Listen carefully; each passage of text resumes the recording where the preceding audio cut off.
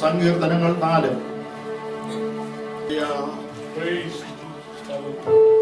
എന്റെ നീതിയായ ദൈവമേ, ഞാൻ വിളിക്കുമ്പോൾ ഉത്തരമരുളണമേ. ഞാൻ ഞെരുക്കത്തിലിരുന്നപ്പോൾ നീ എനിക്ക് വിശാലത വരുത്തി എന്നോട് കൃപ തോന്നി എന്റെ പ്രാർത്ഥന കേൾക്കണമേ.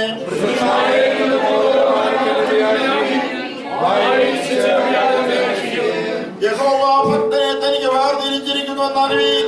ഞാൻ യഹോവയെ വിളിച്ചപേക്ഷിക്കുമ്പോൾ അവൻ കേൾക്കും.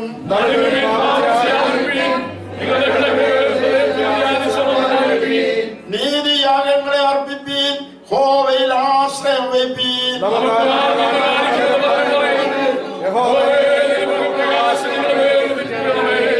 അടുത്ത 2 വാക്യം നമുക്ക് ചേർന്ന് വായിക്കാം. സന്തോഷം നീ എന്റെ ഹൃദയത്തിൽ നൽകിയിരിക്കുന്നു.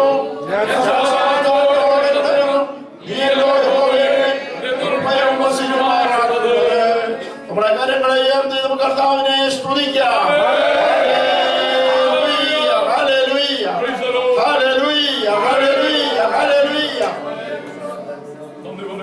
ഞങ്ങളെ അത്യധികമായി സ്നേഹിക്കുന്ന ഞങ്ങളുടെ പരിശുദ്ധ പിതാവേ, അങ്ങയുടെ തിരുനാമത്തിന് ഞങ്ങൾ നന്ദിയോടെ സ്തോത്രം ചെയ്യുന്നു. രാവിലെ സമയം ദൈവം കടന്നു വരേണ്ടതിനായിട്ട് ദൈവം ഞങ്ങളെ ബലപ്പെടുത്തിയതിനായി ഞങ്ങൾ സ്തുതിക്കുകയാണ്. നല്ല പരിപാലനത്തിനായി ഞങ്ങൾ നന്ദി പറയുന്നു. ഞങ്ങൾക്ക് എല്ലാ ഉപകാരങ്ങളും നന്ദി പറയുന്നു. ശരീരാത്മാക്കളെ ബലപ്പെടുത്തിയതിനാൽ നന്ദി പറയുന്നു. പാപികൾ നീതിമാന്മാരുടെ സഭയിൽ നിവർന്നു നിൽക്കുകയില്ല എന്ന് വചനത്തിൽ വായിക്കുമ്പോൾ നിന്റെ സന്നിധിയിൽ നിവരത്തിൽ പാർത്തക്കോണമുള്ള ബലം ദൈവം ഞങ്ങൾക്ക് തന്നതിനായി ഞങ്ങൾ നന്ദി പറയുന്നു. സ്തോത്രം, സ്തോത്രം, പ്രാർത്ഥനയോട് സ്തോത്രം. യേശു ക്രിസ്തുവിന്റെ നാമത്തിൽ തന്നെ ആമേൻ. കർത്താവിന്റെ പാദപീഠത്തിലിരിക്കും.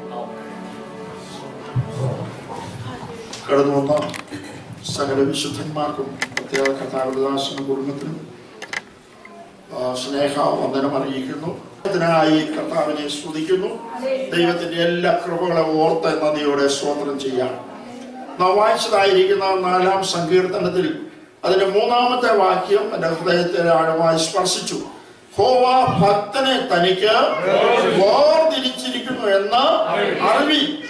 ഞാൻ യഹോവയെ വിളിച്ചപേക്ഷിക്കുമ്പോൾ അവൻ കേൾക്കും. ഭക്തനെ തനിക്കായി ദൈവം വേർതിരിച്ചിരിക്കുന്നു. സ്തോത്രം. ഇവിടെ വന്നിരിക്കുന്ന ഓരോരുത്തരും ദൈവത്താൽ വേർതിരിക്കപ്പെട്ടവരാണ്. സ്തോത്രം. ദൈവം വിളിച്ചു വേർതിരിച്ചവരാണ്. ദൈവം മുൻകണ്ടവരെ വിളിച്ചും വിളിച്ചവരെ നീതീകരിച്ചും നീതീകരിച്ചവരെ തേജസ്കരിച്ചും ഇരിക്കുന്നു എന്ന് ദൈവവചനം പറയുന്നു. അപ്പൊ ദൈവത്തിന്റെ ചിരനിർണയത്താലും മുന്നറിവിനാലും ദൈവം വിളിച്ചതായിരിക്കുന്ന വിശുദ്ധന്മാരാണ് ഇവിടെ ഇന്ന് വന്നിട്ടുള്ളത്. ഓർത്ത് ഞാൻ ദൈവത്തെ സ്തുതിക്കുകയാണ്. അപ്പം ഭക്തനെ ദൈവം ആർക്കായിട്ട് വേർതിരിച്ചിരിക്കുകയാണ്? തനിക്കായി വേർതിരിച്ചിരിക്കുന്നു. അപ്പൊ നമ്മെ വിളിച്ചു വേർതിരിച്ചിരിക്കുന്നത് ദൈവത്തിന് വേണ്ടി നമ്മെ വേർതിരിച്ചിരിക്കുകയാണ്. ദൈവത്തിന്റെ കാര്യം നോക്കുവാനായിട്ട്, ദൈവത്തെ ആരാധിക്കുവാനായിട്ട്, ദൈവത്തിന്റെ സന്ദേശം മറ്റുള്ളവർക്ക് നൽകി കൊടുക്കുവാനായിട്ട്, ദൈവിക കാര്യങ്ങൾക്കായി ദൈവത്താൽ വേർതിരിക്കപ്പെട്ട വിശുദ്ധന്മാരാണ് നാം. എത്ര വലിയ ഭാഗ്യമാണ് ദൈവം നമുക്ക് തന്നിരിക്കുന്നത്. നാം ലേഖനങ്ങളൊക്കെ വായിക്കുമ്പോൾ അവിടെ കൊരിന്തിലുള്ള വിശുദ്ധന്മാർക്ക് എഴുതുന്ന, എഫേസസിലുള്ള വിശുദ്ധന്മാർക്ക് എഴുതുന്ന, കൊലോസ്യയിലുള്ള വിശുദ്ധന്മാർക്ക് എഴുതുന്നത് ഒക്കെ വായിക്കുമ്പോൾ അവിടെ ആ സഭയിലുള്ളവരെല്ലാം ആരാണ്? വിശുദ്ധന്മാരാണ്. അതവരുടെ വിശുദ്ധി കൊണ്ടല്ല, ദൈവം അവരെ വിശുദ്ധീകരിച്ചതാണ്. യേശുക്രിസ്തുവിനെ അംഗീകരിച്ച കൽവരിയിൽ യാഗത്തിൽ വിശ്വസിച്ച് അവര് പാപങ്ങൾ ഏറ്റുപറഞ്ഞ് യേശുക്രിസ്തുവിനെ രക്ഷകനും കർത്താവുമായി ഹൃദയത്തിൽ സ്വീകരിച്ച് കുഞ്ഞാടിന്റെ രക്തത്താൽ കഴുകപ്പെട്ട് അവരെ വിശുദ്ധി പ്രാപിച്ചവരാണ്. സ്തോത്രം. അതുകൊണ്ട് അവരെ എന്താണ് പറയുന്നത്? വിശുദ്ധന്മാർ. അഭാഗ്യപരമായ പദവി ദൈവം നമുക്ക് തന്നതോടെ നമ്മുടെ കരമുയർത്തി കർത്താവിനെ എന്നാൽ നമ്മള് മറ്റ് മതങ്ങളിലൊക്കെ ശ്രദ്ധിക്കുമ്പോൾ വിശുദ്ധന്മാരായി വർഷങ്ങൾ കഴിയുമ്പോഴാണ് പ്രഖ്യാപിക്കുന്നത്. അത് പ്രത്യേകമായ കൂട്ടങ്ങളൊക്കെ കൂടി അത്ഭുതങ്ങളുടെ അടയാളങ്ങളൊക്കെ കണ്ട് പല കാര്യങ്ങളൊക്കെ പറഞ്ഞ് പലരുടെ സാക്ഷ്യങ്ങളൊക്കെ കേട്ടോ വർഷങ്ങളൊക്കെ എടുക്കും ഒരാളെ വിശുദ്ധനായി പ്രഖ്യാപിക്കുവാൻ. എന്നാൽ ദൈവവചനം പറയുന്നത് അങ്ങനെയല്ല. യേശുക്രിസ്തുവിനെ രക്ഷകനായി സ്വീകരിക്കുന്ന അക്കാൽവരി യാഗത്തിൽ വിശ്വസിച്ച് പാപങ്ങൾ ഏറ്റു പറഞ്ഞ് ഉപേക്ഷിച്ച് യേശുവിനെ രക്ഷകനും കർത്താവുമായ ഹൃദയത്തെ സ്വീകരിച്ച് പാപം ഏറ്റു പറഞ്ഞ് അങ്ങനെ കുഞ്ഞാടിന്റെ രക്തത്താൽ കഴുകപ്പെട്ട കർത്താവിനോട് ചേരുവാൻ സ്നാനപ്പെട്ട പരിശുദ്ധാത്മാവിന്റെ ശക്തി പ്രാപിച്ച് പാപത്തിൽ നിന്നും പാപികളിൽ നിന്ന് വേർപെട്ട് ആത്മാവിൽ സത്യത്തിനും ആരാധിച്ച് മുന്നോട്ട് പോകുന്ന തന്റെ ജനത്തെ ദൈവം വിളിക്കുന്നതാണ് വിശുദ്ധന്മാർ. മനോഹരമായ ഒരു പദവിയാണ് ദൈവം നമുക്ക് തന്നിരിക്കുന്നത്. അത് ഓർത്ത് നമുക്ക് എപ്പോഴും ആ ദൈവത്തെ സ്തുതിക്കുവാനായിട്ട് സാധിക്കും. കർത്താവിന്റെ സ്തോത്രം. അപ്പൊ യഹോവ ഭക്തനെ തനിക്ക് വേർതിരിച്ചിരിക്കുന്നു എന്ന് അറിവിൻ. ഞാൻ യഹോവയെ വിളിച്ചപേക്ഷിക്കുമ്പോൾ അവൻ കേൾക്കും. അതാ, ഭക്തന്മാർ വിളിച്ചപേക്ഷിക്കുമ്പോൾ ദൈവം കേൾക്കും. വിളിച്ചപേക്ഷിക്കാം, ഞാൻ നിങ്ങൾക്ക് ഉത്തരവരുളാം. അതാണ് ദൈവം പറഞ്ഞിരിക്കുന്നത്. അപ്പൊ നമ്മൾ വിളിച്ചപേക്ഷിക്കുമ്പോൾ ദൈവം നമ്മുടെ പ്രാർത്ഥന കേൾക്കും. അപ്പൊ വിശുദ്ധന്മാരായി ജീവിച്ചാൽ, വിശുദ്ധി മുറുകെ പിടിച്ച് മുന്നോട്ട് പോയാൽ നിശ്ചയമായിട്ടും അതൊരു അനുഗ്രഹമുണ്ട്. ആ വിശുദ്ധന്മാരുടെ പ്രാർത്ഥനയ്ക്ക് മറുപടിയുണ്ട്. എന്നാൽ നമ്മൾ ഈ ഭക്തി മുറുകെ പിടിച്ചുകൊണ്ടിരിക്കുന്നത് ശത്രുവാകുന്ന സാത്താൻ ഒട്ടും ഇഷ്ടമുള്ള കാര്യമല്ല. സ്തോത്രം. പഴയ നിയമഭക്തനായ ദേശത്തുള്ളതായിരിക്കുന്ന ആ ധനികനായിരിക്കുന്ന ആ ദോഷം വിട്ടകലുന്ന ആ ഭക്തനായിരിക്കുന്ന മനുഷ്യനോട് തന്റെ ഭാര്യ ഒരിക്കൽ പറഞ്ഞു, മനുഷ്യനെ ഈ ഭക്തി മുറുകെ പിടിച്ചുകൊണ്ടിരിക്കാതെ നിങ്ങൾ അത് ത്യജിച്ചാൽ കാണാം. സ്തോത്രം. ജീവിതത്തിൽ പരിശോധനകൾ കടന്നു വന്നപ്പോൾ അങ്ങനെയുള്ള ഒരു സാത്താന്യ ഒരു പ്രലോഭനം ഉണ്ടാകുവാനിടയായി തീർന്നു. സ്തോത്രം. അപ്പൊ ഭക്തി മുറുകെ പിടിച്ചുകൊണ്ടിരുന്ന ഭക്തി മുറുകെ പിടിച്ചുകൊണ്ടിരിക്കാതെ പോയി ത്യജിച്ച് പറഞ്ഞ് മരിച്ചു കളാം എന്ന് പറഞ്ഞു. കാരണം യോബിന്റെ ജീവിതത്തിൽ പരിശോധനകൾ വന്നപ്പോൾ, ജീവിതത്തിൽ നഷ്ടങ്ങൾ വന്നു കഴിഞ്ഞപ്പോൾ, ആ ജീവിതത്തിൽ പ്രതികൂലങ്ങളായി കഴിഞ്ഞപ്പോൾ, പ്രയാസങ്ങൾ നേരിട്ട് കഴിഞ്ഞപ്പോൾ ഈ ദൈവത്തെ മുറുകെ പിടിച്ചുകൊണ്ട് പോകാതെ പ്രതികൂലങ്ങളും പ്രയാസങ്ങൾ വന്ന് പറഞ്ഞ ഈ ഭക്തി മുറുകെ പിടിച്ചുകൊണ്ടിരിക്കരുത് എന്നാണ് പറയുന്നത്. അപ്പൊ നമുക്ക് ഭക്തനായി നമ്മൾ മുന്നോട്ട് പോകുമ്പോൾ ശത്രുവിന് നമ്മൾ പോരാടും, എന്നാൽ അവൻ വിജയിക്കാൻ ഒക്കത്തില്ല, അവൻ ജയിക്കത്തില്ല. നമ്മുടെ ഭക്തി മുറുകെ പിടിച്ച് മുന്നോട്ട് പോകണമെന്ന് തന്നെയാണ് ദൈവം നമ്മളെ കുറിച്ച് ആഗ്രഹിക്കുന്നത്. അതുകൊണ്ട് ഭക്തനെ തനിക്കായി ഓർത്തിരിച്ചിരിക്കുക. സ്വത്രം. യോബിനോട് അങ്ങനെ പറഞ്ഞ ജീവിതത്തിൽ തന്റെ മക്കൾ നഷ്ടമായി, ആളുകൾ, കഴുതകൾ എല്ലാം നഷ്ടമായി, ദാസന്മാർ നഷ്ടമായി, തന്റെ ശരീരത്തിന്റെ ആ ശക്തി നഷ്ടമായി, ഓട്ട് കഷ്ണം കൊണ്ട് ശരീരത്തെ ഇങ്ങനെ ചിരണ്ടിക്കൊണ്ട് ശാരത്തിലിരുന്ന ഒരു അനുഭവം ഉണ്ടായി. ശരീരത്തിന്റെ ആ ഓജസ് നഷ്ടപ്പെട്ടു, തേജസ് നഷ്ടപ്പെട്ടു, എല്ലാം നഷ്ടപ്പെട്ട് കഴിഞ്ഞപ്പോഴാണ് യോബിന്റെ ഭാര്യ പറയുകയാണ്, നിങ്ങൾ ഈ ഭക്തി മുറുകെ പിടിച്ചുകൊണ്ടിരിക്കാതെ പോയി ത്യജിച്ച് പറഞ്ഞു പോയി മരിച്ചു. യോബിന്റെ ഭാര്യയുടെ പേരാണ് പൊട്ടി. എന്താണ് യോബിന്റെ ഭാര്യയുടെ പേര്? പൊട്ടി. യോ പറഞ്ഞു, നീ ഒരു പൊട്ടി സംസാരിക്കുന്ന പോലെ സംസാരിക്കുക. ദൈവത്തിന് സ്തോത്രം. അവർ പൊട്ടത്തരമാണ് അവൻ പറഞ്ഞത്. യോബ് ദൈവത്തെ അനുഭവിച്ചറിഞ്ഞവനാണ്, രുചിച്ചറിഞ്ഞവനാണ്. അതുകൊണ്ടാണ് ആ ഭക്തി മുറുകെ പിടിച്ചുകൊണ്ടിരിക്കുന്നത്. സ്തോത്രം. അത് ഭാര്യയ്ക്ക് അത് മനസ്സിലായില്ല. അതുകൊണ്ട് അവൾ പറഞ്ഞു, നീ ഒരു പൊട്ടി സംസാരിക്കുന്നത് പോലെ സംസാരിക്കണം. ദൈവത്തിന് സ്തോത്രം. അപ്പൊ ഈ പൊട്ടത്തരം പറഞ്ഞപ്പം യോബ് അതിനൊന്നും അസമ്മതനായില്ല. യോബ് അതരങ്ങളാൽ പാപം ചെയ്യാതെ ഭക്തി മുറുകെ പിടിച്ചുകൊണ്ടിരുന്നു. സ്തോത്രം. ആ ഭക്തി മുറുകെ പിടിച്ചുകൊണ്ടിരിക്കുമ്പോൾ യോബിന്റെ പുസ്തകത്തിന്റെ അവസാന ഭാഗങ്ങളിലേക്ക് വരുമ്പോൾ നമ്മളെ കാണുവാൻ കഴിയും, യോബിനെ ദൈവം ആദ്യകാലത്തേക്കാൾ അധികമായി അനുഗ്രഹിച്ചു. എല്ലാ നിലയിലും ആ ഭക്തി മുറുകെ പിടിച്ചിരുന്നത് കൊണ്ട് യോബിനെ ദൈവം അനുഗ്രഹിപ്പാൻ. വിളിച്ചപ്പോൾ, പ്രാർത്ഥിച്ചപ്പോൾ, സ്നേഹിതർക്ക് വേണ്ടി പ്രാർത്ഥിച്ചപ്പോൾ യോബിന്റെ സ്ഥിതിക്ക് ദൈവം ചെയ്തു ഭേദം വരുത്തി. ഭക്തനെ തനിക്കായി വേർതിരിച്ചിരിക്കുന്നത് അറിവിൽ അവൻ യഹോവയെ വിളിച്ചപേക്ഷിക്കുമ്പോൾ അവൻ യോബിന്റെ പ്രാർത്ഥന ദൈവം കേട്ടു. സ്നേഹിതരെല്ലാം വന്നു, ആളുകൾ വന്നു, കണ്ടു, യോബിനെ മാനിച്ചു. അതെനിക്കെല്ലാം സമൃദ്ധിയാണ്. യോബിന്റെ പെൺകുഞ്ഞുങ്ങൾ, നല്ല സൗന്ദര്യമുള്ള പെൺകുഞ്ഞുങ്ങളെ യോബിന് ദൈവം നൽകി കൊടുത്തു. നമ്മുടെ കുഞ്ഞുങ്ങൾക്കൊക്കെ യോബിന്റെ ആ കുഞ്ഞുങ്ങളുടെ പേരാണ് ഇടാൻ ഇഷ്ടപ്പെടുന്നത്. സ്തോത്രം. ആമേൻ. ഹല്ലേലൂയ. പ്രതീക്ഷിക്കാനൊക്കെ കുഞ്ഞുങ്ങളെ കൊണ്ട് വരുമ്പോൾ പേരെന്താന്ന് ചോദിക്കും. അന്നേരം പറയും ഇയ്യോബിന്റെ കുഞ്ഞുങ്ങളുടെ പേര് പറയും. ആ പേര് എന്ന് പറയും. കാരണം അത്രയും സൗന്ദര്യമുള്ള കുഞ്ഞുങ്ങളായിരുന്നു ആരുടേത്? ഇയ്യോബിന്റെ മക്കൾ. ദൈവത്തിന് സ്തോത്രം. ആ ഭക്തി മുറുകെ പിടിച്ചിരുന്നത് കൊണ്ട് ഇയ്യോബിനെ ദൈവം വളരെയധികം അനുഗ്രഹിക്കുവാനിടയാണ്. അല്പമായ പ്രതികൂല പ്രയാസങ്ങളിലൂടെ ഇയ്യോബ് കടന്നു പോകേണ്ടി വന്നു. നമ്മുടെ ഭക്തരായി മുന്നോട്ട് പോകുമ്പോൾ നമുക്കും ഇതുപോലെ ചിലപ്പോൾ ചില പ്രയാസങ്ങൾ, ബുദ്ധിമുട്ടുകൾ, ഭാരങ്ങൾ, വേദനകൾ, നൊമ്പരങ്ങൾ, പ്രതികൂലങ്ങൾ, പ്രയാസങ്ങൾ ഇതൊക്കെ നേരിടും. അങ്ങനെ വരുന്നതായ സമയത്ത് നമ്മുടെ ഭക്തി എന്ത് ചെയ്യണം? മുറുകെ പിടിച്ചുകൊണ്ടിരിക്കണം. ഭക്തനെ തനിക്കായി വേർതിരിച്ചിരിക്കുന്നു. ദൈവമാണ് നമ്മെ വിളിച്ചത്, ദൈവമാണ് നമ്മളെ വേർതിരിച്ചത്, ദൈവമാണ് നമുക്ക് ഈ കൃപയിലേക്ക് കൊണ്ടുവന്നിരിക്കുന്നത്. അതുകൊണ്ട് നാം വിളിക്കുമ്പോൾ സ്വർഗത്തിലെ ദൈവം നമ്മുടെ പ്രാർത്ഥനയ്ക്ക് മറുപടി തരും. സ്തോത്രം. ആ ഭക്തി ഒരിക്കലും നഷ്ടപ്പെട്ടു പോകരുത്. ദൈവത്തിന് സ്തോത്രം. ആ ഭക്തിയോടെ നമ്മൾ ജീവിക്കുവാൻ, ദൈവജനത്തോട് നീതി പുലർത്തി കർത്താവിനെ വിളിച്ചപേക്ഷിച്ച് മുന്നോട്ട് പോകുന്നുവെങ്കിൽ നിശ്ചയമായും പ്രതികൂലങ്ങൾ മാറും, പ്രയാസങ്ങൾ മാറും, കഷ്ടത മാറും, ദുഃഖങ്ങൾ മാറും, പ്രതികൂലങ്ങൾ മാറും, പ്രയാസങ്ങൾ മാറും, പ്രതിസന്ധികൾ മാറും. സകലത്തിലും മാറ്റം വരുത്തുവാൻ കഴിവുള്ള കരുത്തനായ ദൈവമാണ് നമ്മെ വിളിച്ചിരിക്കുന്നത്. വിളിച്ച ദൈവം വിശ്വസ്തനാണ്. വഴിയിലിട്ടേക്ക് പോകുന്ന ദൈവമല്ല.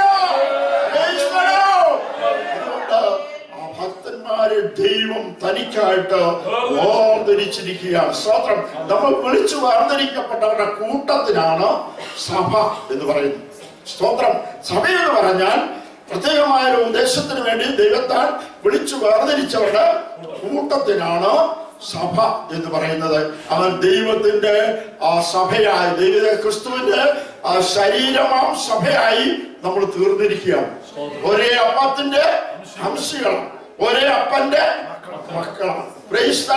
താവിന്റെ മേശയിലേക്ക് കൈ നീട്ടുമ്പോൾ അപ്പം ഒന്നാകൊണ്ട് പലരായ നാം ക്രിസ്തുവിൽ ഒന്നാണ്. ഒരു കൂട്ടായ്മ ബന്ധത്തെ, ഒരു ശരീരത്തിന്റെ ക്രിസ്തുവിന്റെ ശരീരമാകുന്ന സഭ, വിശ്വാസികൾ അല്ലെ സഭ ക്രിസ്തുവിന്റെ ശരീരമാണ്. ക്രിസ്തു ശിരസാണ്. ദൈവത്തിന് സ്തോത്രം. ആ അനുഭവത്തിലേക്ക് ദൈവം നമ്മെ കൊണ്ടുവന്നിരിക്കുന്നു. നാം വിളിച്ചപേക്ഷിക്കുമ്പോൾ ദൈവം ഉത്തരം നൽകുന്നവനാണ്. അപ്പോസ്തല പ്രവൃത്തികളുടെ പുസ്തകം 16-ാം അധ്യായത്തിലെ 24-25 അവർ ഇങ്ങനെയുള്ള കൽപ്പന കിട്ടുകയാൽ അവരെ അകത്തെ തടവിലാക്കി അവരുടെ കാൽ ആമത്തിലിട്ട് പൂട്ടി. അർദ്ധരാത്രിക്ക് പൗലോസും ശീലാസും പ്രാർത്ഥിച്ച് ദൈവത്തെ പാടി സ്തുതിച്ചു. തടവുകാർ ശ്രദ്ധിച്ചുകൊണ്ടിരുന്നു. പെട്ടെന്ന് വലിയൊരു ഭൂകമ്പമുണ്ടായി. കാരാഗ്രഹത്തിന്റെ അടിസ്ഥാനങ്ങൾ കുലുങ്ങി. ഇവിടെ നാം വായിച്ചപ്പോൾ പൗലോസിനെയും ശീലാസിനെയും എന്ത് ചെയ്തു? അവരിങ്ങനെയുള്ള കൽപ്പന കിട്ടുകയാൽ അവരെ അകത്തെ തടവിലാക്കി അവരുടെ കാലാമത്തിലിട്ട് പൂട്ടി. അർദ്ധരാത്രിക്ക് പൗലോസും ശീലാസും പ്രാർത്ഥിച്ച് ദൈവത്തെ പാടി സ്തുതിച്ചു. ഭക്തനെ തനിക്കായി വേർതിരിച്ചിരിക്കുന്നു. ദൈവത്താൽ വേർതിരിക്കപ്പെട്ട ഭക്തന്മാരാണ് ആര്? പൗലോസും ശീലാസും. ഇപ്പോൾ അവരെവിടെയാണ് കിടക്കുന്നത്? കാരാഗ്രഹത്തിലാണ്. സ്തോത്രം. അപ്പൊ ഭക്തന്മാർക്ക് ചില കാരാഗ്രഹത്തിന്റെ അനുഭവങ്ങൾ ഉണ്ടാകാം. ദൈവത്തിന് സ്തോത്രം. പക്ഷേ കാരാഗ്രഹത്തിന്റെ അടിസ്ഥാനം വിളക്കുന്നവനാണ് വിളിച്ചിരിക്കുന്നത്. വാതിലുകൾ തുറക്കുന്നവനാണ് വിളിച്ചിരിക്കുന്നത്.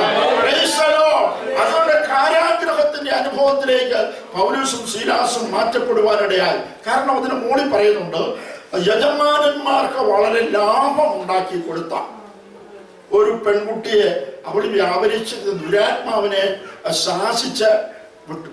യജമാനന്മാർക്ക് എന്തുണ്ടായി? നഷ്ടം സംഭവിക്കുന്നു. അതുകൊണ്ട് പൗലോസിനെ ശീലാസിനെ പിടിച്ചു കെട്ടി ഉപദ്രവിച്ച് കോലുകൊണ്ട് അടിച്ച് അവരുടെ വസ്ത്രമെല്ലാം ഉരിഞ്ഞ് കോലുകൊണ്ട് അഴിപ്പിച്ച് അവരെ കാരാഗ്രഹത്തിലാക്കി. പശ്ചാത്തലം എല്ലാം വിവരിക്കാൻ സമയമില്ല. അതുകൊണ്ട് അവരിങ്ങനെ ആ കാരാഗ്രഹത്തിൽ പൗലോസും ശീലാസും കിടന്നു. അവരെ കാലാമത്തിലിട്ട് പൂട്ടി. അർദ്ധരാത്രിക്ക് പൗലോസും ശീലാസും പ്രാർത്ഥിച്ച് ദൈവത്തെ പാടി സ്തുതിച്ചു.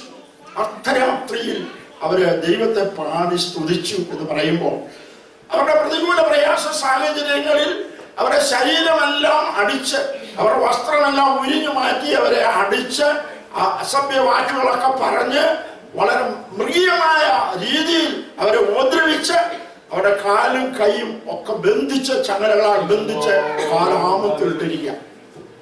സ്തോത്രം. ഇവര് ദൈവത്തിനായി വിളിച്ച് വേർതിരിച്ച ഭക്തന്മാർ. ദൈവത്താൽ ദൈവത്തിന് വേണ്ടി വിളിച്ച വേർതിരിക്കപ്പെട്ട ഭക്തന്മാർ, അഭിഷേകം ചെയ്യപ്പെട്ട ഭക്തന്മാർ ഇപ്പോൾ എവിടെയാണ് കിടക്കുന്നത്? അടികൊണ്ട്, അസഭ്യവാക്കുകളൊക്കെ കേട്ട അവർ അടിയും കൊണ്ട് ചങ്ങലകളാൽ ബന്ധിക്കപ്പെട്ട കാരാഗ്രഹത്തിൽ കിടക്കുകയാണ്. സ്തോത്രം. എന്നാൽ അവരെന്ത് ചെയ്തു? ഭക്തനെ തനിക്കായി വേർതിരിച്ചെന്നറിയാൻ അവൻ വിളിച്ചപേക്ഷിക്കുമ്പോൾ ഉത്തരം വരും. അത് അവർക്കറിയാവുന്നതോടെ അവരെന്ത് ചെയ്തറിയാമോ?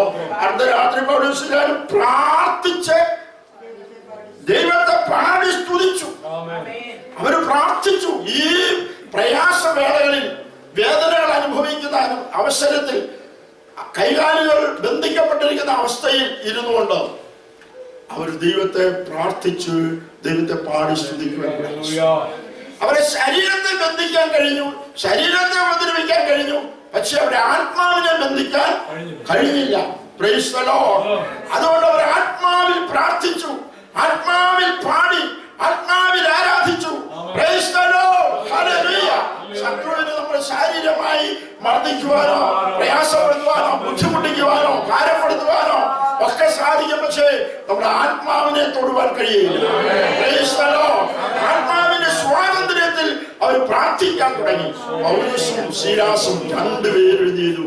പ്രാർത്ഥിച്ചു. ദൈവത്തിന് സ്തോത്രം. നമ്മൾ പ്രാർത്ഥിക്കുമ്പോൾ ഒരുമിച്ച് പ്രാർത്ഥിക്കണം. Praise the Lord. അവർ ഒരുമിച്ചങ്ങ് പ്രാർത്ഥിക്കുക. സ്തോത്രം. അതുകൊണ്ടാണ് ഇവിടെ നമ്മൾ പ്രാർത്ഥിച്ചുകൊണ്ടിരിക്കുമ്പോൾ, ഒരാൾ പ്രാർത്ഥിക്കുമ്പോൾ നമ്മളെല്ലാവരും ചേർന്ന് സ്വോത്രം സ്വോത്രം സ്വോത്രം എന്ന് പറഞ്ഞുകൊണ്ട് ആളിന്റെ പ്രാർത്ഥനയെ പ്രോത്സാഹിപ്പിച്ചുകൊണ്ട് ആമേൻ പറയുന്നു. സ്വോത്രം. അപ്പൊ ഒരാൾ പ്രാർത്ഥിക്കുമ്പോൾ ബാക്കി എല്ലാവരും കൂടെ ചേർന്ന് സ്വോത്രത്തിൽ ജാഗരിച്ചുകൊണ്ടിരിക്കുക. എന്നിട്ട് നമ്മളെല്ലാവരും കൂടെ അവസാനം ആമേൻ എന്ന് പറയുമ്പോൾ ഈ ആൾ പ്രാർത്ഥിച്ചത് അങ്ങനെ തന്നെയാണ് കർത്താവേ എന്നാണ് നമ്മൾ പറയുന്നത്. Price the Lord. ഹല്ലേലൂയ. അത് അങ്ങനെ തന്നെയാണെന്ന് പറയും. അപ്പോൾ അതിന് ഭയങ്കര അനുഗ്രഹമാണ്, വിടുതലാണ്.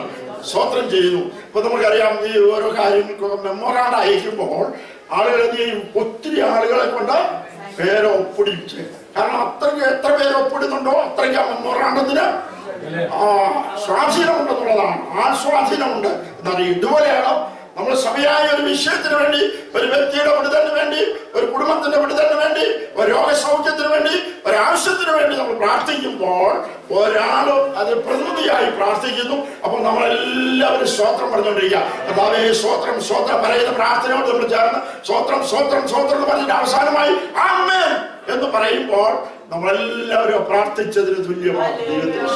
ഇതുപോലെ പൗലോസും ശീലാസും അവർ രണ്ടുപേരും കൂടെ പ്രാർത്ഥിച്ചു. കർത്താവ് പറഞ്ഞ 2-3 പേരൊക്കെ നാമത്തിൽ ഇവിടെ കൂടിയാൽ ഞാൻ അവരുടെ നടുവിലുണ്ട്. അപ്പൊ അവർ രണ്ടുപേരും കൂടെ പ്രാർത്ഥിച്ചു. ഒരു പാടി ദൈവത്തെ സ്തുതിച്ചു. രണ്ടുപേരുടെ ഒരു ആരാധനയാണ്. രണ്ടുപേരും തുല്യ ദുഃഖിതരാണ്. രണ്ടുപേർക്കും ആവശ്യത്തിന് അടി കിട്ടിയിട്ടുണ്ട്. അവരുടെ വസ്ത്രങ്ങൾ ഒരിഞ്ഞു മാറ്റിയിട്ടുണ്ട്. വേദനയാണ്. ആ വേദനയെ കടന്നുകൊണ്ട് അവർ രണ്ടുപേരും കൂടെ ദൈവത്തിന് സ്തോത്രം പാടി ദൈവത്തെ ആരാധിപ്പാനിടയായ സ്തോത്രം. അവൻ ആരാധിച്ചുകൊണ്ടിരിക്കുമ്പോൾ വലിയൊരു ഭൂകമ്പം ഉണ്ടായി. ദൈവപ്രവർത്തന ഭക്തന്മാർ വിളിച്ചപേക്ഷിക്കുമ്പോൾ ദൈവം ചെയ്യും. ഉത്തരവരുന്ന ദൈവമാണ്. സ്തോത്രം ചെയ്യുന്നു. പാടി ശ്രദ്ധിച്ചുകൊണ്ടിരുന്നു. പെട്ടെന്ന് വലിയൊരു ഭൂകമ്പം ഉണ്ടായി. സ്തോത്രം. ഭക്തന്മാർ വിളിച്ചപേക്ഷിക്കുമ്പോൾ ഭൂകമ്പം തന്നെ, അടിസ്ഥാനമാക്കുന്ന ഭൂകമ്പം ദൈവം അവിടെ ഉണ്ടാക്കുവാനിടയായിരുന്നു. ദൈവത്തിന്റെ സ്തോത്രം. അവര് ദൈവത്തെ പാടി സ്തുതിക്കുകയാണ്. അത് ആ ചങ്ങലകളൊക്കെ ചേങ്ങലയാക്കി അവർ പാടി ദൈവത്തെ സ്തുതിച്ചു. ആ തടവുകാരെ ശ്രദ്ധിച്ചുകൊണ്ടിരിക്കുകയാണ്. ആ തടവറയിൽ ഇന്നുവരെ കേൾക്കാത്തൊരു പാട്ടും പ്രാർത്ഥനയും ധാരാളം തടവുള്ളികൾ ആ തടവറയിൽ കിടക്കുന്നുണ്ട്. പക്ഷേ ഇന്നുവരെ ഇതുപോലെ ഒരു സംഭവം അവിടെ ഉണ്ടായിട്ടില്ല. ഒരു പാട്ടോ ഒരു പ്രാർത്ഥനയോ ഒരു ആരാധനയോ ആ തടവറയിൽ ഉണ്ടായിട്ടില്ല. തടവുകാരെല്ലാം ശ്രദ്ധിച്ചുകൊണ്ടിരിക്കുക. ഇങ്ങനെ ഒരു സംഭവം ഇതിനു മുമ്പ് ഫിലിപ്പീനിലെ കാരാഗ്രഹത്തിൽ ഉണ്ടായിട്ടില്ല. സാധാരണ കാരാഗ്രഹത്തിൽ കിടക്കുന്നവരെ അങ്ങോട്ടും ഇങ്ങോട്ടും അടിപിടിക്കുകയും അസഭ്യവാക്യങ്ങൾ പറയുകയും പഴിചാരുകയും കരയുകയും നിലവിളിക്കുകയും അട്ടഹസിക്കുകയും ഒക്കെ ചെയ്യുന്ന ശബ്ദങ്ങളാണ് തടവറയിൽ കേൾക്കുവാൻ കഴിയുന്നത്. പക്ഷേ ഇവിടെ കേൾക്കുന്നത് എന്തുവാണ്? മനോഹരമായ ഗാനങ്ങൾ കേൾക്കുകയാണ്. ആത്മാവിൽ പാടുന്നതായ, ആത്മാവിൽ പ്രാർത്ഥിക്കുന്നതായ, ആത്മാവിന്റെ ശക്തി വ്യാപരിച്ച് തടവുകാരെല്ലാം ശ്രദ്ധിച്ചുകൊണ്ടിരിക്കുമ്പോൾ ഒരു ഭൂകമ്പം. സ്തോത്രം. ഭക്തനെ വിളിച്ച് വേർതിരിച്ചിരിക്കുകയാണ്. അവൻ പ്രാർത്ഥിക്കുമ്പോൾ ദൈവം കേൾക്കും. അടുത്ത വാക്യം കൂടെ വായിച്ചാട്ടെ. കാരാഗ്രഹത്തിന്റെ അടിസ്ഥാനം ഇളകി. സ്തോത്രം. അപ്പൊ ഭക്തന്റെ പ്രാർത്ഥന എന്ന് പറഞ്ഞാൽ അടിസ്ഥാനം ഇളക്കുന്നതാണ്. ഭക്തന്റെ ആരാധന എന്ന് പറഞ്ഞാൽ അടിസ്ഥാനങ്ങൾ ഇളക്കുന്നു. ദൈവം ഇളക്കും.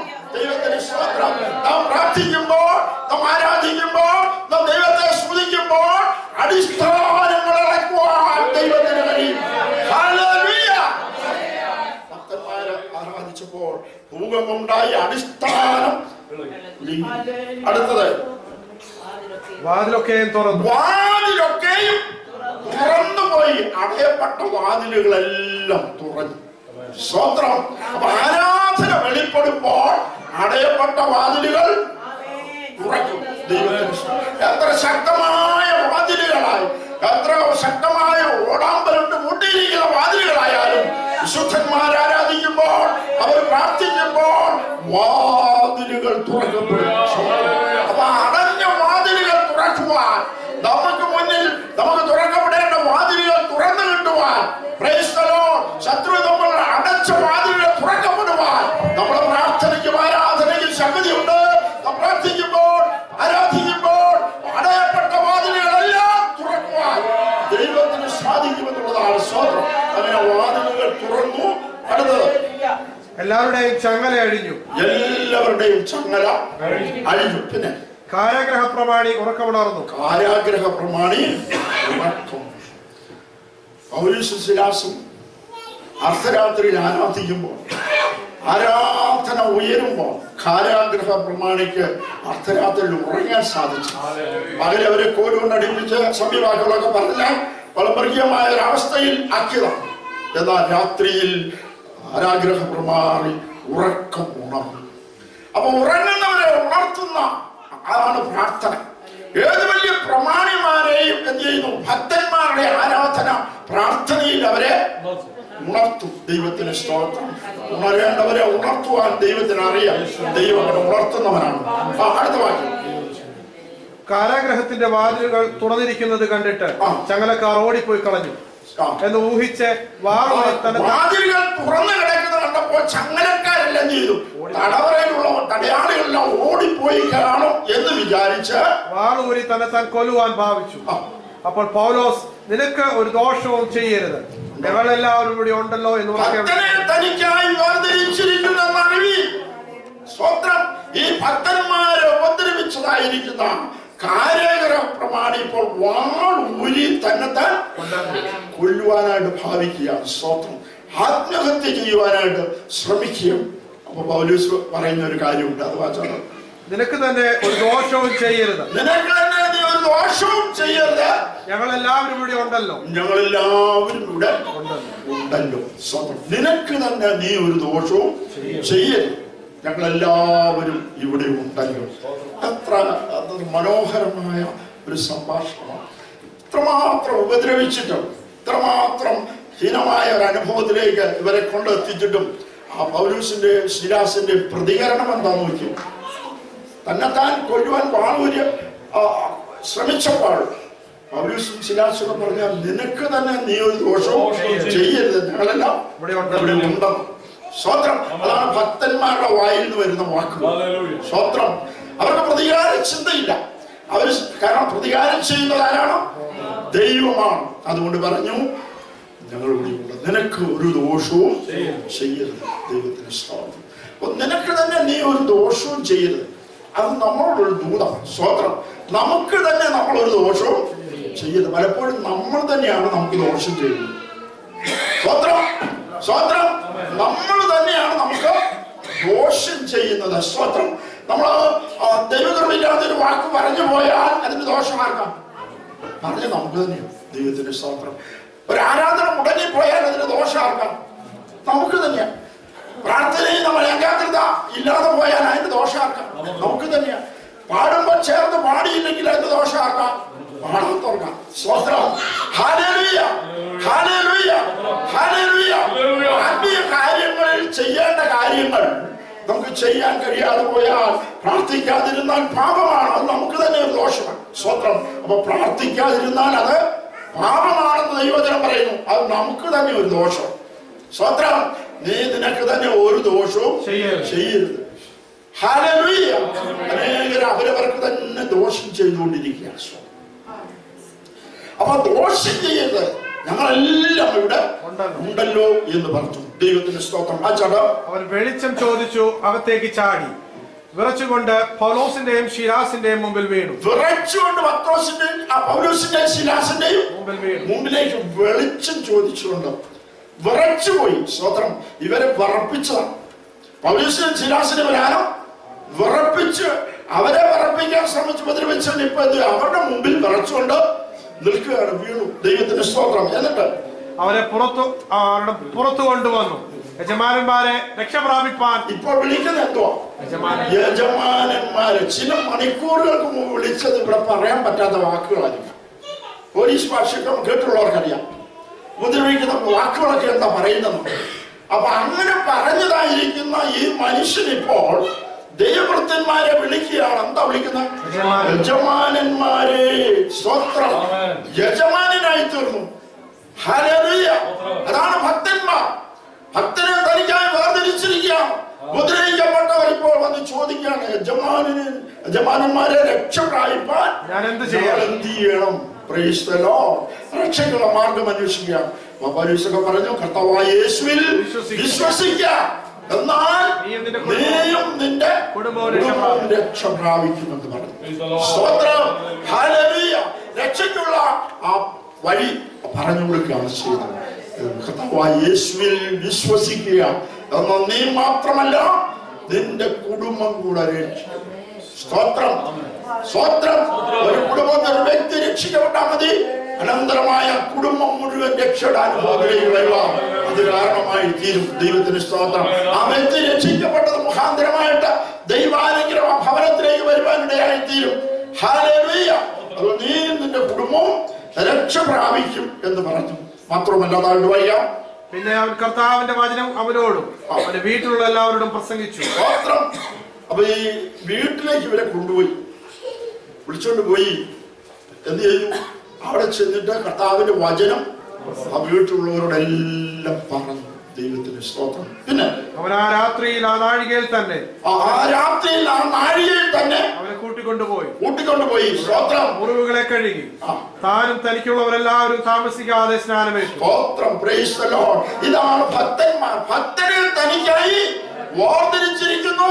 അവൻ വിളിച്ചപേക്ഷിക്കുമ്പോൾ ദൈവത്തിന് സ്തോത്രം. പൗലോസിന്റെയും ശിലാസിന്റെയും പ്രാർത്ഥനയും ആരാധനയും ഉയർന്നു കഴിഞ്ഞപ്പോൾ ആ അർദ്ധരാത്രിയുടെ അനുഭവത്തിൽ സ്തോത്രം. നമ്മുടെ ജീവിതത്തിനൊക്കെ അർദ്ധരാത്രിയുടെ അനുഭവങ്ങൾ ഉണ്ടാകാം. സ്തോത്രം. വേദനയുടെ, വിഷമങ്ങളുടെ, നഷ്ടങ്ങളുടെ, കഷ്ടങ്ങളുടെ, ഇല്ലായ്മകളുടെ ഒക്കെയുള്ളതായിരിക്കുന്ന അർദ്ധരാത്രിയുടെ അനുഭവങ്ങൾ നമുക്ക് വരുമ്പോൾ നമ്മൾ അവിടെ എന്ത് ചെയ്യണം? പാട്ടുപാടി ദൈവത്തെ സ്തുതിക്കുക, ദൈവത്തെ ആരാധിക്കുക, ദൈവത്തോട് മണികൂടാതെ പ്രാർത്ഥിക്കുക.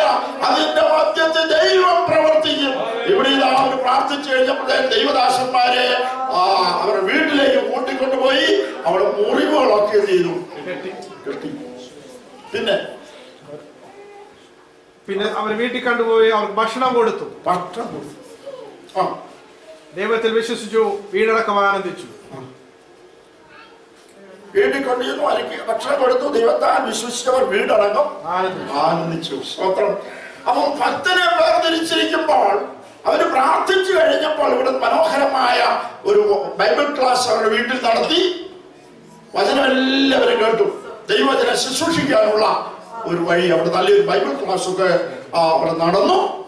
മുറിവുകളൊക്കെ കെട്ടി അവർക്ക് നല്ല ഭക്ഷണം കൊടുത്തു. സ്തോത്രം. മാത്രമല്ല വീട് അടക്കവരും സ്നാനമേറ്റു. സ്നാന ശുശ്രൂഷ അവിടെ നടക്കുന്നു. സ്നാന ശുശ്രൂഷ നടന്നു. പിന്നെ വീട്ടിൽ കൈക്കൊണ്ട് അവർക്ക് ഭക്ഷണം കൊടുത്തു. ദൈവത്തിൽ വിശ്വസിച്ച വീടടങ്കം ആനന്ദിച്ചു. സ്തോത്രം. അപ്പൊ ഒരു ഭക്തനുണ്ടായിരിക്കുന്ന ഭക്തന്മാരെ ദൈവം വേർതിരിച്ചിരിക്കുമ്പോൾ അവര് പ്രാർത്ഥിക്കുകയും അവർ ആരാധിക്കുകയും ചെയ്യുമ്പോൾ അതിന്റെ മധ്യത്തിൽ പ്രവർത്തിക്കുന്ന ഒരു ദൈവമുണ്ട്. ഈ ഭക്തന്മാർ ദൈവത്തെ ആരാധിച്ചപ്പോൾ, ദൈവത്തെ സ്തുതിച്ചപ്പോൾ, ആ പ്രതികൂല സാഹചര്യങ്ങളുടെ മധ്യത്തിൽ തളർന്നു പോകാതെ വിളിച്ച ദൈവം വിശ്വസ്തനാണ്. അവർ അബദ്ധം പറ്റിയെന്ന് പറഞ്ഞൊന്നും ഇരുന്നില്ല. ഈ അടി കിട്ടിയപ്പോൾ അബദ്ധം പറ്റിയതായിരിക്കും ഞങ്ങൾ ഇങ്ങനെ വന്നത് എന്നൊന്നും വിചാരിച്ചില്ല.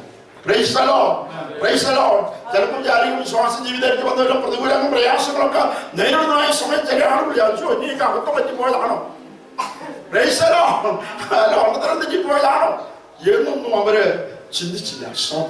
Price the Lord. എനിക്ക് വിശ്വാസത്തിലേക്ക് വന്ന സമയത്ത് രക്ഷിക്കപ്പെട്ടു, സ്നാനപ്പെട്ടു വന്നപ്പോൾ പ്രതികൂലങ്ങൾ പ്രയാസങ്ങളൊക്കെ വന്നപ്പോൾ ഇങ്ങനെ ശത്രു മന്ത്രിക്കാണ്ടായി. എന്നാൽ അഭിഷേകം പ്രാപിച്ചതിന് ശേഷം അങ്ങനെ ഒരു ചിന്ത ഉണ്ടായിട്ടില്ല. അതിന്റെ അഭിഷേകം എന്റെ മേൽ പകർന്നു കഴിഞ്ഞപ്പോഴത്തേക്കിന് ഏത് പ്രതികൂലങ്ങളെയും അതിജീവിക്കുവാനുള്ള ശക്തി കാണിച്ചു കൊടുക്കുക. അടിക്കടാൻ പറഞ്ഞു, അടിച്ചില്ല, അവൻ സ്ഥലം വിട്ടു. ദൈവത്തിന്റെ ഇഷ്ടം. അപ്പൊ അതിനുള്ള ഒരു കൃപ അഭിഷേകം പകർന്നു കഴിഞ്ഞപ്പോൾ, അഭിഷേകത്തിന്റെ ശക്തിയോടുകൂടെ നിൽക്കാൻ കഴിഞ്ഞപ്പോൾ അനേക പ്രതികൂലങ്ങളെ അതിജീവിക്കാൻ കഴിഞ്ഞു. ഇതുപോലെ ഞാൻ എറണാകുളത്ത് താമസിക്കുന്ന സമയത്ത് ഒരു ട്രാക്ട് അടിച്ചു. അതിങ്ങനെ ഹൈറേഞ്ചില് മുണ്ടക്കയത്തിനപ്പുറമുള്ള ഒരു ഗ്രാമപ്രദേശത്ത് ചെന്നു. അത് വായിച്ചു. അപ്പൊ അവിടുന്ന് എനിക്ക് കത്തയച്ചു, വീണ്ടും ഞങ്ങൾക്ക് ട്രാക്ട് ചെയ്യണം. കുറച്ച് പിന്നെ അയച്ചു കൊടുത്തോണ്ടിരുന്നു. ഒരു 6 മാസം കഴിഞ്ഞപ്പോ ഇവിടെ വന്ന് ഞങ്ങളോട് സുവിശേഷം എന്ന് പറയണമെന്ന് പറഞ്ഞു. ഞാനും റപ്പൻ എന്ന് പറയുന്ന ഒരു സഹോദരനും കൂടെ കൂടി കുറച്ച് ട്രാക്ടർ പുസ്തകമായിട്ട് ഇങ്ങനെ മുണ്ടക്കയത്ത് ചെന്നു. അവിടുന്ന് ഊടുവഴിയിലൂടെ യാത്ര ചെയ്ത മഞ്ഞ് നിറഞ്ഞ പ്രദേശത്ത് ഗ്രാമത്തിലൂടെ ചെന്നു. അവിടെ ചെന്ന ഒരു കത്തോലിക്ക പള്ളിയുടെ സമീപത്താണ് ചെന്നു. അവിടെ ചെന്ന് കഴിഞ്ഞപ്പോഴത്തേന് ഈ അഡ്രസ്സുകാരനെ കണ്ടുപിടിച്ചു. അപ്പൊ അദ്ദേഹം ആ ചായക്കടയില് ഞാൻ കൂട്ടിക്കൊണ്ടുപോയി ചായയും പലഹാരവും ഒക്കെ തന്നു. എന്നിട്ട് പറഞ്ഞു ഇന്ന് പള്ളി പെരുന്നാളാണ്, അതുകൊണ്ട് ഇന്ന് ക്ലാസ് ഒന്നും എടുക്കാൻ പറ്റത്തില്ല, അതുകൊണ്ട് നിങ്ങൾ രാത്രിയായി ഒരു 7 മണിയൊക്കെ ആയി, അതുകൊണ്ട് ഇവിടെ വിശ്രമിക്കാമെന്ന് പറഞ്ഞ് ഞങ്ങളെ കൂട്ടിക്കൊണ്ടുപോയി. ഞങ്ങളെ 2 പേരെ കൂടെ കൊണ്ടുപോയി ഒരു ചാരായ ഷാപ്പിലാണ് കൊണ്ടുപോയത്. സ്വന്തം അവിടെ ചാരായ ഷാപ്പിൽ കൊണ്ടുപോയി ഞങ്ങളെ ആക്കി ഇവിടെ കിടന്നോളാൻ പറഞ്ഞു. എന്നിട്ട് അവര് കഥ അടച്ചു. ആ ഷാപ്പിലാണെങ്കിൽ കുടിയെല്ലാം കഴിഞ്ഞിട്ട് മുട്ടയുടെ തോടൊക്കെ പൊളിച്ച് അവിടെ കിടപ്പിട്ടുണ്ട്. ഞാൻ ഈ സഹോദരനാണെങ്കിൽ വീട്ടിൽ വാറ്റി കുടിക്കുന്ന ആളും ഷാപ്പിൽ കാശ് കൊടുക്കാതെ കുടിക്കുന്ന ആളുമായിരുന്നു. ദൈവത്തിന് സ്തോത്രം. അപ്പൊ അങ്ങനെയുള്ള ഒരു സഹോദരനാണ് എന്റെ കൂടെ ഉള്ളത്. അത് രക്ഷിക്കപ്പെട്ടു, സ്നാനപ്പെട്ട് മുന്നോട്ട് വന്നു. 4 പെൺകുഞ്ഞുങ്ങളും 1 ആൺകുഞ്ഞുമുണ്ട്. സ്തോത്രം. അങ്ങനെയുള്ള ഒരു സഹോദരൻ അദ്ദേഹത്തിനെ കൊണ്ട് പോയതാണ്. അദ്ദേഹം എനിക്ക് ധൈര്യം, ഇത്രയും ശക്തനായ ഒരു മനുഷ്യൻ കൂടെയുണ്ട്. അദ്ദേഹത്തിന്റെ അവസ്ഥയിൽ വിശ്വാസത്തിൽ വന്ന് ഞാനുണ്ട്. കർത്താവിനോട് ഞാൻ ചോദിച്ചു, കർത്താവേ, ഞാൻ കാശ് കൂടെ ട്രാക്ട് അടിച്ച് കഷ്ടപ്പെട്ട് ഈ മലയുടെ മണ്ടയില് വന്നു കയറിയിട്ട് ഇതിനാണോ, ഈ ചാരാശാപ്പിൽ കിടക്കാൻ വേണ്ടിയാണോ ഞാൻ ഇത്രയും കഷ്ടപ്പെട്ട്? ദൈവമേ, നീ എന്നെ ഇവിടെ കൊണ്ടുവന്നു എന്ന് മനസ്സിൽ ചോദിച്ചു. ദൈവത്തിന് ഇഷ്ടമാണ്. എങ്കിലും ഞങ്ങൾ അവിടെ അന്ന് രാത്രി കഴിഞ്ഞു. വളരെ വേദനയോടുകൂടെ, ഭാരത്തോടുകൂടി അനേക ചിന്തകൾ മനസ്സിൽ കൂടെ വന്നപ്പോൾ പൗലോസിന്റെയും ജീരാസിന്റെയും ചിത്രമാണ് മനസ്സിൽ കൂടെ വന്നത്. Price the Lord. അത് വലിയ ധൈര്യമായി തീർന്നു. അങ്ങനെ പ്രഭാതമായപ്പോൾ കുറച്ച് കഴിഞ്ഞപ്പോഴത്തേക്ക് ആൾക്കാർ വന്ന് ഈ ഷാപ്പിലിട്ട് അടിയും ബഹളമൊക്കെ വെച്ചു. പക്ഷെ ഞങ്ങൾ അവിടെ അങ്ങനെ കടന്നു. സ്വോത്രം സ്വോത്രം സ്വോത്രം എന്ന് പറഞ്ഞ് പ്രാർത്ഥിച്ചുകൊണ്ട് കിടന്നു. പ്രഭാതം ഒരു 5 മണിയായപ്പോൾ എഴുന്നേറ്റ് അവിടുന്ന് മുണ്ടക്കയത്ത് ബസ് കയറി എറണാകുളത്ത് വന്നു. ദൈവസന്നിധിയിൽ ഉപവസിച്ച് പ്രാർത്ഥിക്കാനായിട്ട് തുടങ്ങി. കർത്താവ് ഒരു ചാരായ ഷാപ്പിൽ കിടക്കേണ്ട ഗതികേടുണ്ടായാലോ, സുവിശേഷം പറഞ്ഞതുകൊണ്ട് ട്രാക്ട് അടിച്ച് വിതരണം ചെയ്തുകൊണ്ടും മൈലുകളോളം യാത്ര ചെയ്ത പ്രദേശത്ത് പോയിട്ട് ഇങ്ങനെ ചാരായ ഷാപ്പിൽ കിടക്കേണ്ട വിഷമസ്ഥിതി ഉണ്ടായല്ലോ എന്ന് ഓർത്ത് വളരെ മനോവേദനയോടുകൂടെ, വളരെ വിഷമത്തോടുകൂടി, കണ്ണുനീരോടുകൂടെ ദൈവസന്നിധി പ്രാർത്ഥിക്കുവാനിടയായി. എന്നാൽ ഭക്തരെ തനിക്കായി വേർതിരിച്ച സ്വർഗത്തിലെ ദൈവം കേരളത്തിലെ സകല ചാരായ ഷാപ്പുകൾ അടപ്പിച്ചു. ഒരൊറ്റ ഷാപ്പ് കേരളത്തിൽ ചാരായ ഷാപ്പില്ല. 6 മാസം കഴിഞ്ഞപ്പോൾ ശ്രീ A.K. ആന്റണിയിൽ കൂടെ കേരളത്തിലെ മുഴുവൻ ചാരായ ഷാപ്പും ചാരായ നിരോധനം രാജ്യത്ത് കൊണ്ടുവന്നിട്ട് എല്ലാ ഷാപ്പുകളും കൂടി. Price the Lord. ഒരു രാത്രി ഞാനും ഒരു സഹോദരനും കൂടെ ഒരു ചാരായ ഷാപ്പിൽ കിടക്കേണ്ടതായി വന്നു. സ്തോത്രം. എന്നാൽ സ്വർഗത്തിലെ ദൈവങ്ങളുടെ പ്രാർത്ഥന കേട്ടു, ആരാധന സ്വീകരിച്ചുകൊണ്ട് സകല ശാപങ്ങളും അടപ്പിച്ച സർവശക്തനായ ദൈവം ജീവിക്കുന്നു. നമ്മൾ പ്രാർത്ഥിക്കുമ്പോൾ പ്രവർത്തിക്കുന്ന ദൈവമുണ്ട്. ഭക്തനെ തനിക്കായി വേർതിരിച്ചിരിക്കുന്നു. ദൈവത്തിനായി വേർതിരിക്കപ്പെട്ടവര് ഏത് അർദ്ധരാത്രിയുടെ അനുഭവങ്ങളിലും നമ്മൾ ദൈവസന്നിധി പ്രാർത്ഥിക്കുമ്പോൾ, ആരാധിക്കുമ്പോൾ, സ്തുതിക്കുമ്പോൾ, നമ്മുടെ വേദനകൾ ദൈവസന്നിധി പങ്കിടുമ്പോൾ അതിന് പരിഹാരം നിർദ്ദേശിക്കുന്ന സർവശക്തനായ ദൈവം ഇന്നും ജീവിക്കുക. നമുക്ക് കർത്താവിനെ സ്തുതിക്കാം. ദൈവകരമായി വേർതിരിക്കപ്പെട്ട വിശുദ്ധന്മാര് പ്രതികൂല പ്രയാസങ്ങൾ, സാഹചര്യങ്ങൾ നേരിടുമ്പോൾ തളർന്നു പോകരുത്, ക്ഷീണിച്ചു പോകരുത്, നിരാശപ്പെട്ടു പോകരുത്, അധൈര്യപ്പെട്ടു പോകരുത്. ശക്തിയോടെ പ്രാർത്ഥിക്കുക, ആത്മാവിൽ ആരാധിക്കുക. വഴികൾ തുറക്കുന്ന ദൈവം നമുക്കുണ്ട്, അത്ഭുതങ്ങൾ പ്രവർത്തിക്കുന്ന ദൈവമുണ്ട്. ദൈവദാസന്മാരെ മാനിച്ചുകൊണ്ട് സ്നാന ശുശ്രൂഷയ്ക്കായിട്ട് ദൈവദാസന്മാരെ ഒരുക്കി ആ ഒരു കുടുംബം സ്നാനപ്പെട്ട് മുന്നോട്ട് വന്ന് ഫിലിപ്പിയിൽ ഒരു പ്രവർത്തനം ആരംഭിക്കത്തക്ക സഫലമായ ഒരു വഴി ദൈവം വളർത്തുന്നു. അങ്ങനെ ഫിലിപ്പിയിൽ സഭാസ്ഥാപനത്തിന് മുഖാന്തരമായത് ദൈവദാസന്മാര് കഷ്ടം സഹിച്ചത്. നമ്മുടെ പ്രവർത്തനത്തിന് പ്രതിഫലമുണ്ട്. കഷ്ടങ്ങൾ നമുക്ക് നേരിടുമ്പോൾ വളരരുത്, അതിന് പിന്നിൽ ഒരു അനുഗ്രഹം ഇരിപ്പുണ്ട്. ഒരു അനുഗ്രഹം നമുക്ക് ലഭിക്കുന്നതിനാണ് കഷ്ടത വരുന്നത്. കഷ്ടത സിദ്ധത പ്രത്യാശയും ഉളവാക്കുന്നതാണ്. ഒരു അനുഗ്രഹം നമുക്ക് ലഭിക്കുവാൻ പോകുന്നു എന്ന് മാത്രം മനസ്സിലാക്കി കർത്താവിന് പിന്നെ സ്തുതി, സ്തോത്രവും ആരാധനയും കൊടുത്തുകൊണ്ട് നമുക്ക് മുന്നേറാം. ഈ വചനങ്ങളാണ് ദൈവം നമ്മെ അനുഗ്രഹിക്കുന്നത്.